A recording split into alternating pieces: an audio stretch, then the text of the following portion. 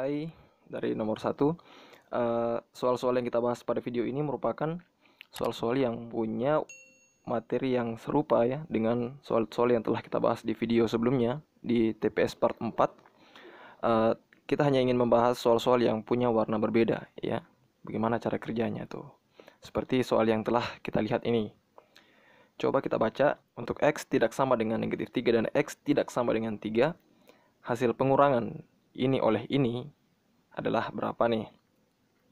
Nah, ini kan bentuk pecahan teman-teman ya. Saya hanya ingin mengingatkan sebelum kita bahas konsepnya dulu. Konsep untuk menjumlahkan atau mengurangkan dua pecahan jika penyebutnya beda. A per B tambah atau kurang C per D, hasilnya AD tambah atau kurang BC per BD, ya kan? Nah, tapi ada cara lagi yang lain dibanding cara, kita katakan saja ini cara menyilang ya, yaitu cara menyamakan penyebutnya terlebih dahulu. Penyebut itu yang mana? Yang di bawah ya. Jadi kita samakan dulu sebelum kita operasikan. Nah, melihat kondisi seperti ini, soalnya ada kecenderungan penyebutnya bisa disamakan ya, tanpa menggunakan cara menyilang ini. Coba perhatikan X kuadrat kurang 9. X kuadrat kurang 9 itu bisa jadi X kurang 3 dan X tambah 3, ya kan? Pecahan ini sudah ada penyebut X tambah 3, sehingga nanti sisa dikalikan saja dengan X kurang 3, ya kan? Oke lah, jadi mari kita mulai jawab. 8X per, nih langsung saja kita ubah penyebutnya, X kurang 3 dan X tambah 3 dikurangi, ya kan? 4 per X tambah 3. Karena sudah ada sama-sama X tambah 3-nya, yang tidak ada di sini sisa X kurang 3. Berarti tinggal ditambahkan nih. X kurang 3 per X kurang 3, ya kan? Nah, jadi bisa kita operasikan sekarang. Jadi 8X kurang 4 kali X 4X, 4 kali negatif 3 negatif 12 kurang ya. Berarti jadi tambah 12 per X kurang 3 X tambah 3, ya kan? Nah, lanjut, apa ini bisa terjadi? Ini 4X tambah 12 per X kurang 3 dan X tambah 3 ya. Nah, yang di atas ini bisa ternyata kita coret dengan yang di bawah, yaitu ini, set, ya kan? Hasilnya berapa? 4, kan? Jadi di sini 4 per X kurang 3. Selesai. Gampang kan? Jadi jawaban yang benar adalah D. Nah, itu cara kerja yang wajar ya. Jadi jawabannya itu 4 per X kurang 3. Apakah masih ada cara lain? Nah, masih ada. Kita pakai di sini. Cara lainnya lagi. Nah, kita bisa memilih sebenarnya nilai X yang bukan di syarat ya. Nih. Kita bisa pilih X-nya 4, 5, 6 atau bahkan 2, 1 dan seterusnya. Sebaiknya jangan pilih angka yang di bawah 3 ya. Kalau kita pilih di bawah 3 misalkan 2 kuadrat kurang 9 kan negatif 5 ya. Itu akan menyusahkan. Coba kita pilih angka 4. Nah, kalau kita pilih angka 4, jadi 8 kali 4 ya.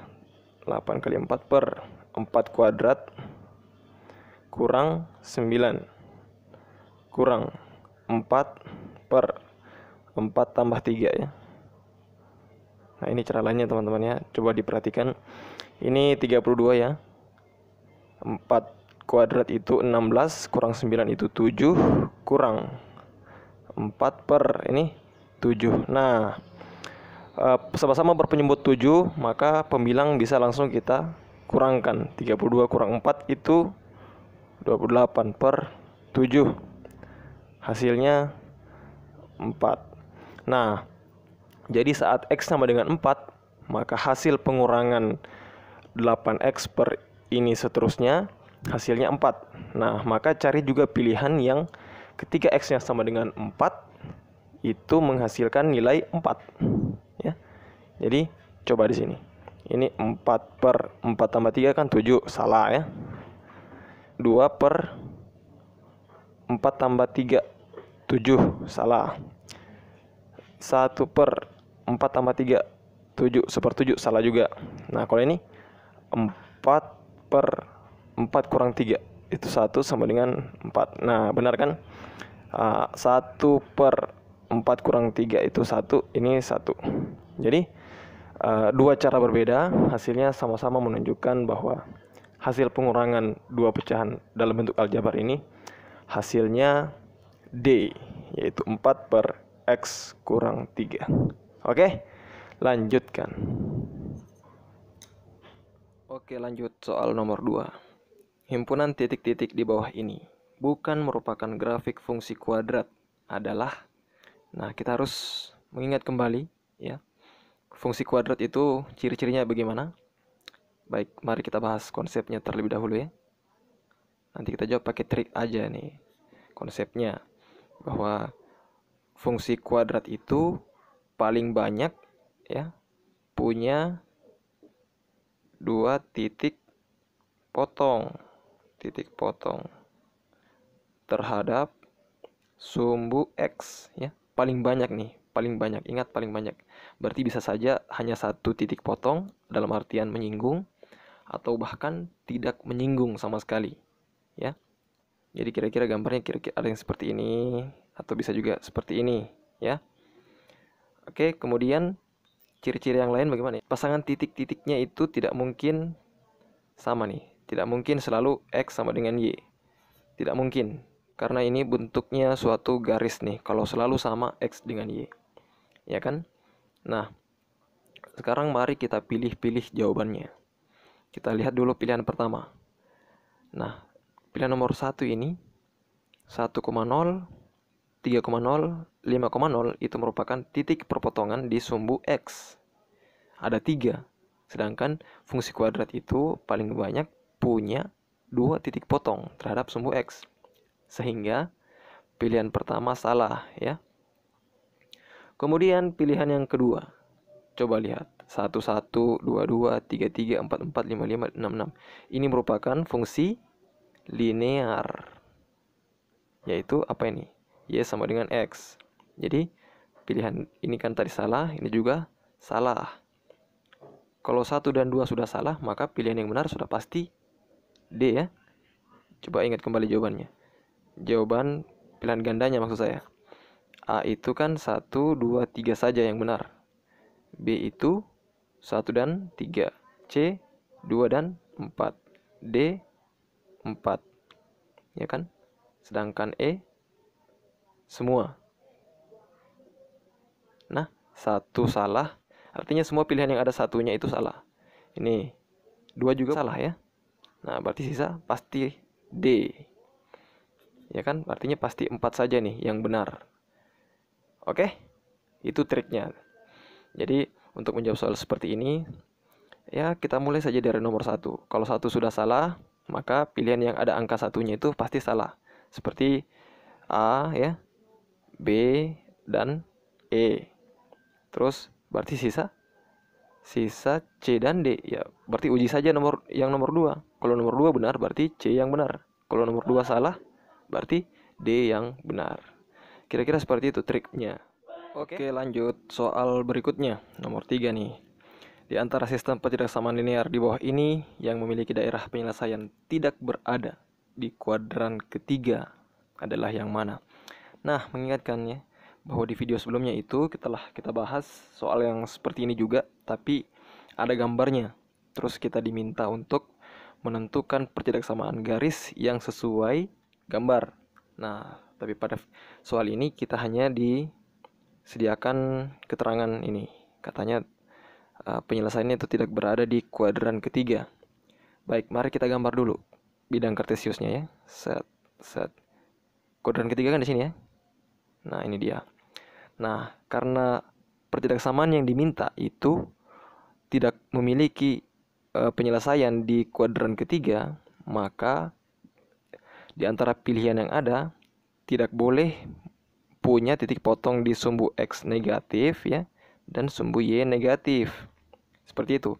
Kalau ada pertidaksamaan di antara mereka berlima yang memotong sumbu X negatif atau memotong sumbu Y negatif, maka dijamin dia salah. Ya, pilihan itu salah. Karena bagaimana itu bisa salah? Kira-kira begini. Kalau dia memotong misalkan sumbu Y, set. Nah, berarti daerahnya antara di sini dan di sini ya. Gitu ya. Nah, ini kan memuat kuadran ketiga kan? Seperti itu. Ciri-ciri garis yang memotong sumbu X negatif dan sumbunya negatif ya seperti ini. Nih. Beda tandanya ya antara koefisien X dan koefisien Y, beda. Nah, yang tiga pilihan ini pasti memotong sumbu X atau memotong sumbu Y atau bahkan memotong keduanya. Begitu ya. Nah, berarti kemungkinan pilihan yang benar adalah A dan B. Oke, kira-kira begitu tuh triknya tuh. Tapi untuk sekarang kita jawab saja semuanya, nanti kita gambar ya. Kita gambar nih. Jawab. Triknya kita ini yang kedua adalah menggambarnya langsung. Set. Yang A ya. 5X tambah 2Y. Nah, kalau teman-teman lupa bagaimana cara menggambar garis, mari kita belajar. Caranya main tutup-tutup. Pilihan A dulu ya. Kalau kita tutup X-nya, berarti nanti kita dapat nilai Y-nya. Nih, berarti 10 bagi 2, 5. Berarti di Y positif itu 5. Kira-kira begitu nih. Terus kita tutup lagi Y-nya. 10 bagi 5 kan 2. Berarti di positif 2 ya, di X. Nih, hubungkan. Nah, karena pertidaksamaannya lebih kecil, maka dia mengarah ke sana, ke bawah. Berarti ya, sekilas pasti ya memuat kuadran ketiga, karena ini sini. Nih, memuat kuadran ketiga. Padahal yang kita minta adalah tidak berada di kuadran ketiga penyelesaiannya. Berarti pilihan A juga salah. Seperti itu. Nah, kalau pilihan yang kedua, yang B, 5X tambah 2Y. Oh, begini juga garisnya. Tapi lebih besar. Dia mengarah ke atas ya. Mengarah ke sana nih. Nah, ini pertidaksamaan yang tidak memuat kuadran ketiga. Ya, karena meskipun diperpanjang ke sana, tidak akan memuat titik-titik di kuadran ketiga. Oke? Nah, berarti memang B yang benar ya. Jadi jawaban kita itu B. Tapi coba kita tinjau yang C. Yang C itu bagaimana tuh? Coba C. Gambar set. C. Tutup X-nya dulu. Negatif 10 bagi negatif 2. Berarti Y-nya dapat 5 ya. 5 set. Tutup lagi Y-nya.